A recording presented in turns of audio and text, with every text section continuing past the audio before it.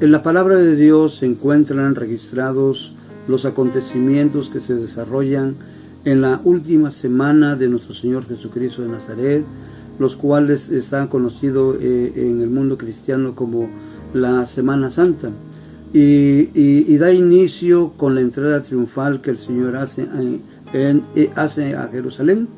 Claro que posteriormente, como una semana antes precisamente de la Pascua, el Señor tiene que pasar por Jericó, y al entrar a la ciudad se conmociona con la entrada del Señor Jesucristo, porque no venía solo, aparte de que venía con sus apóstoles, venían una innumerable cantidad de discípulos, tan grande que la ciudad se conmociona, y entre toda esa gente también había un hombre que deseaba ver quién era Jesús de Nazaret.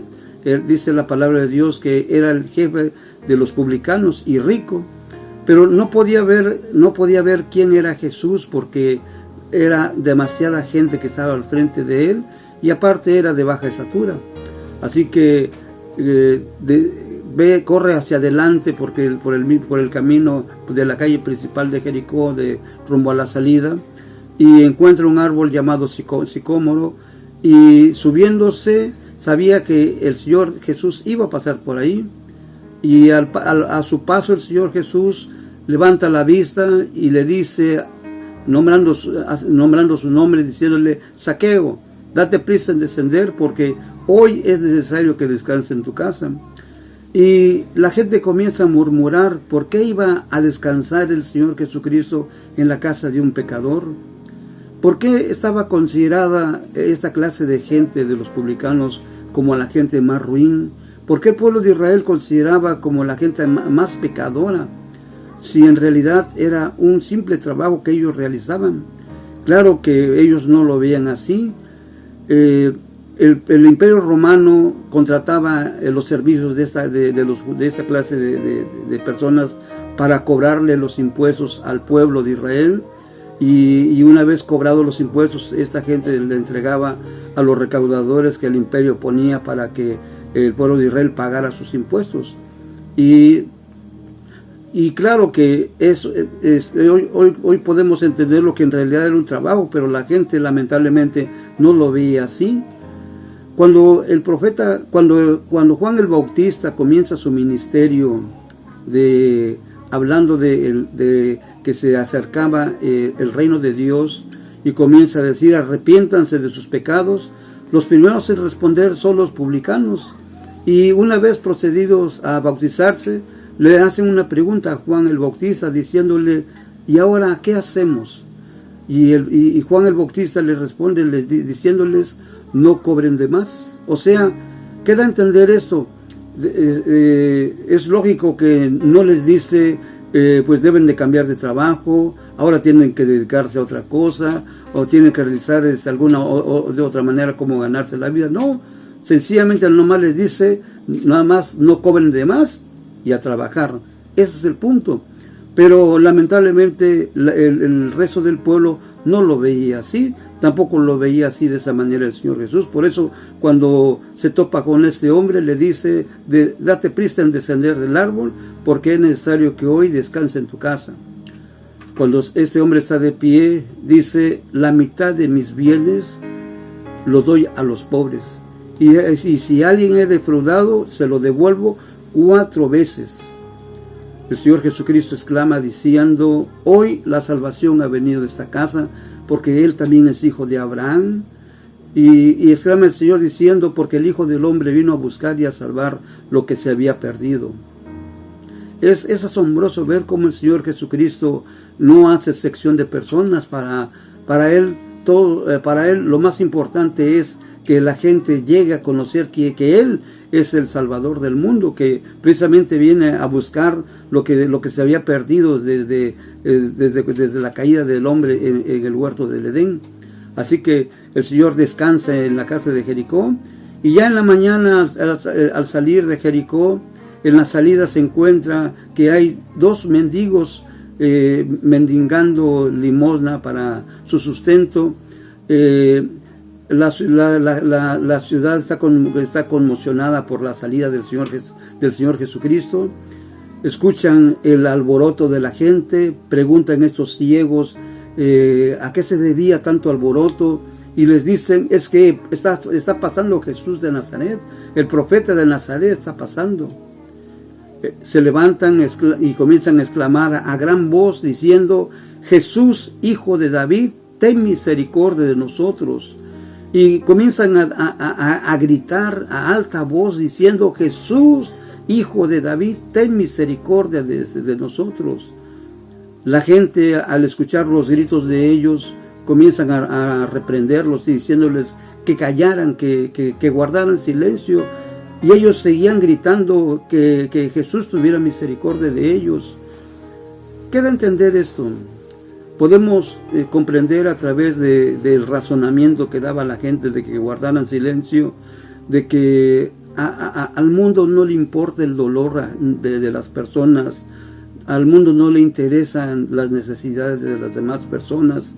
En el mundo solamente encontramos egoísmo, encontramos maldad, encontramos tantas cosas que son desagradables a Dios.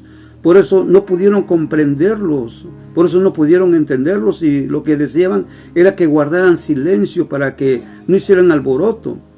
Sin embargo, el Señor se detiene, los manda a traer, y una vez que están junto al Señor, les pregunta, ¿qué quieren que yo haga por ustedes? Ellos le responden diciéndole, queremos recibir la vista. Ora por ellos, reciben la vista, y después de haber recibido la vista, gozosos se unen a la gran cantidad de discípulos que van con el Señor rumbo a Jerusalén. En la subida del Monte de los Olivos, junto a Betfage y a Betania, el Señor le dice a dos de sus discípulos, vayan a la aldea que está enfrente y van a encontrar una asna con su burrito atados. Desátenlos y tráiganlos. Si les dicen que por qué los están desatando, les dicen, el Señor los necesita y después los devolveremos. Y eso así sucedió. Cuando estaban desatando la asna con su burrito, los dueños le dicen por qué estaban desatando la asna con el burrito, y le dicen, el Señor los necesita y después los devolveremos. Una vez que ya traen el burrito ante el Señor Jesucristo, el Señor les había dicho que a ese burrito nadie lo había montado, que Él iba a ser el primero en montar. Qué asombrosa es la palabra de Dios. Tanto en el Viejo Testamento como en el Nuevo está escrito que el Señor dice que Él es el primero y Él es el último. Bien dice, yo soy el alfa y soy el omega, principio y fin, dice el Señor. Y posteriormente en ese burrito diciendo, nadie lo ha montado, o sea que Él era el primero que lo iba a montar. Los discípulos se quitan sus mantos, lo ponen encima del burrito y montan al Señor y comienzan a descender el Monte de los Olivos. A su paso, los discípulos se quitan los mantos y los tienden, cortan ramas, cortan palmas y las tienen al paso del Señor, y gozosos comienzan a alabar al Señor diciendo, Hosana, Hosana, bendito el que viene en el nombre del Señor. Y es por la gran cantidad de maravillas que habían visto, la gran cantidad de discípulos que venían tanto adelante como atrás acompañando al Señor Jesucristo en su camino a Jerusalén. Entre la multitud de la ciudad de Jerusalén que se conmociona también, la gente pregunta, ¿quién es? ¿Por qué tanta conmoción? Porque dice la palabra de Dios que la ciudad se conmociona. Y entre esa multitud que surge de la ciudad de Jerusalén, por supuesto también hay fariseos, y les claman al Señor diciéndole, Maestro, reprende a tus discípulos. El Señor contesta y les dice, si ellos callan, las piedras clamarán. El Señor continúa su descenso hacia Jerusalén, y antes de entrar a la ciudad, la contempla, ve la ciudad y llora. y exclama y dice: hoy, si por lo menos conocieras lo que es para tu paz, si conocieras por lo menos hoy el día lo que es de tu visitación, sin embargo está velado a tus ojos. Pero vendrán días que te van a sitiar, te van a rodear, te van a derribar a tierra junto con tus hijos. Y lamentablemente los fariseos, únicamente en su celo de que escuchaban a los discípulos decir: Hosana, Hosana, bendito sea el que viene en el nombre del Señor, al escuchar la alabanza que elevaban al Señor Jesucristo, únicamente, lamentablemente, su celo no les permite ver que el Señor Jesucristo venía descendiendo montado en un burrito, pero dando cumplimiento a una profecía que está escrita en Zacarías capítulo 9, versículo 9, donde dice: hija de Sión, regocíjate, gózate, porque viene tu rey manso y humilde, montado en un burrito, en un animal de carga. Lamentablemente los fariseos no pudieron ver, no pudieron comprender que el Señor venía dando cumplimiento a la palabra de Dios, esa profecía dada como 600 años antes del nacimiento de nuestro Señor Jesucristo. Así que el Señor, pues una vez ya cuando entra a la ciudad, entra al templo y comienza a voltear la mesa de los cambistas, rompe las jaulas de las palomas, rompe la jaula de los animales y hace un azote y comienza a azotar a todos los cambistas. Y exclama el Señor diciendo: escrito está, mi casa será llamada casa de oración, pero ustedes la han hecho cueva de ladrones. ¿A qué se refiere esta parte de la palabra del Señor? Cuando el Señor exclama diciendo que le habían hecho una cueva de ladrones. Es cierto que se acercaba la fiesta de la Pascua, y la fiesta de la Pascua es el sacrificio de los corderos, el sacrificio de los machos cabríos, y de las personas que muy pobres no podían comprar un cordero o no podían comprar un bovino, pues ellos únicamente compraban palomas, pero esas palomas, que por supuesto tanto desde los animales que se ocupaban en el sacrificio de la Pascua, por supuesto no era para una sola persona, ni para 10, ni para 100, eran para cientos de miles de personas que venían a la fiesta de la Pascua año con año a Jerusalén. Así que por lo tanto esto se conoce como oferta y demanda. Si un pequeño animal tenía un precio normal en días que no fuera de fiesta, ahora por la oferta y demanda, ese animal costaba quizás 50 veces más caro. Vamos a suponer que si costaba 5 monedas de plata en su precio normal cuando no había una fiesta, ahora por la demanda de los animales quizás costaba unas 50 o 100 o 200 monedas de plata, y si no podían comprarlo no importaba, porque había personas que sí no les importaba el precio. Lo que ellos querían era que tener el animal para poderlo presentar en el templo y poder ofrecer el sacrificio.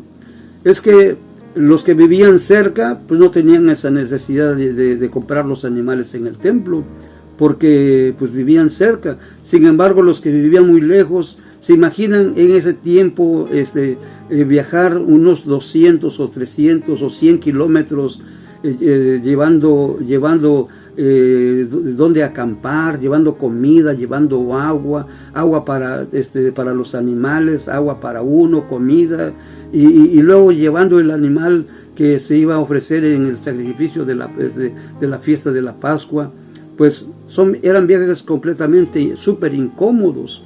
Así que por lo tanto pues no les importaba lo que tuvieran que pagar por el animal. Y claro que podemos decir con toda libertad de que los sumos sacerdotes, los encargados del templo, por supuesto se daban cuenta de lo que esta gente abusaba de los peregrinos. ¿Y qué hacían? Pues hacían de la vista gorda lo que se conoce como soborno, lo que se conoce como corrupción. Sin embargo, lamentablemente, como cualquier ser humano que no le importa llenarse los bolsillos a costa de lo que sea con tal de lograr sus propósitos, y esa gente religiosa que estaba al frente del templo, lamentablemente ya nada más era como algo, como un sistema nada más. Ya no lo veían en la forma espiritual que verdaderamente tiene que verse la palabra de Dios, que nos habla de la rectitud, de que nosotros tenemos que hacer lo que es correcto delante de Dios si queremos agradar al Señor. Por algo está escrito cuando la palabra de Dios dice: tienen que ser santos porque yo soy santo, porque sin santidad nadie verá al Señor. O sea, pero esto es un juego de palabras. En realidad, la palabra santo significa apartado de la maldad o apartado del mal. Y el Señor está diciendo: yo estoy apartado del mal y ustedes tienen que apartarse del mal, porque si no se aparta del mal, entonces no podrán estar conmigo, porque yo estoy apartado del mal. Eso es la verdadera traducción de lo que significa la palabra cuando el Señor dice: tienen que ser santos porque yo soy santo. Sin embargo, como se había vuelto algo como un sistema religioso, se había vuelto un sistema político, no les interesaba observar verdaderamente lo que era lo que es la palabra de Dios. Por eso el Señor actúa de esa manera, diciéndoles: han convertido la casa de mi padre en una cueva de ladrones. Y es cierto, le robaban descaradamente a todos los peregrinos que iban a comprar el animal para el sacrificio que año con año tenían que hacer en Jerusalén, en el templo. Posteriormente, después, cuando sale el Señor Jesús, va a descansar a Betania. En la mañana regresa el Señor Jesús y tiene hambre y ve una higuera, pero dice la palabra de Dios que no era tiempo de higos. Sin embargo, se acerca y busca entre las hojas y no encuentra higos. Porque no era temporada de higos, pero es una enseñanza que el Señor exclama cuando dice: nunca jamás nadie coma fruto de ti, y al instante la higuera se seca. Es lo que dice la palabra de Dios. ¿Qué da a entender esto? Se puede ver el poder del Señor Jesús, se puede ver la autoridad que tiene sobre la naturaleza, que todo está sujeto a Él. Los discípulos se maravillan porque al instante ven cómo la higuera se seca instantáneamente. Y ya posteriormente el Señor se encamina al templo, se acerca una gran multitud de enfermos, el Señor comienza a sanarlos y sana. Una vez terminado ese trabajo, vienen los fariseos, escribas y ancianos los principales en el pueblo de Israel, y le preguntan al Señor Jesús diciendo: ¿con qué autoridad haces esto? ¿Y quién es el que te ha dado esta autoridad? El Señor les dice: yo también les voy a hacer una pregunta. Si me la contestan, también yo les diré con qué autoridad hago estas cosas. Y les dice: ¿el bautismo de Juan el Bautista era del cielo o era de los hombres? Comienzan a discutir entre ellos diciendo: si decimos que era del cielo, nos va a decir por qué no creímos. Y si decimos que de los hombres, como había una gran multitud de miles de personas que estaban alrededor del Señor Jesús, tanto discípulos como gente del pueblo, escuchando a los fariseos, discutiendo entre ellos, diciendo: si decimos que de los hombres, nos van a matar a pedradas, porque tenían a Juan el Bautista como profeta. Y le dicen: no sabemos. Entonces el Señor Jesús les dice: ni tampoco yo les diré con qué autoridad hago las cosas.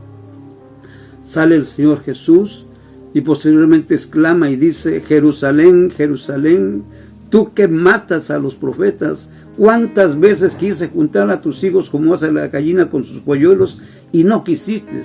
Y luego exclama el Señor diciendo: y no me verás otra vez hasta que digas: bendito sea el que viene en el nombre del Señor. Es asombroso ver cómo la palabra del Señor en estos acontecimientos que se desarrollan paso a paso de lo que es en Semana Santa y la entrada triunfal que el Señor hace en Jerusalén, las palabras, el cumplimiento de la profecía, y cómo es que está registrado paso a paso en los eventos que posteriormente se van a continuar desarrollando, tanto en este caso que es la entrada triunfal, y posteriormente el siguiente evento que vamos a narrar es ¿por qué Judas traiciona al Señor Jesucristo?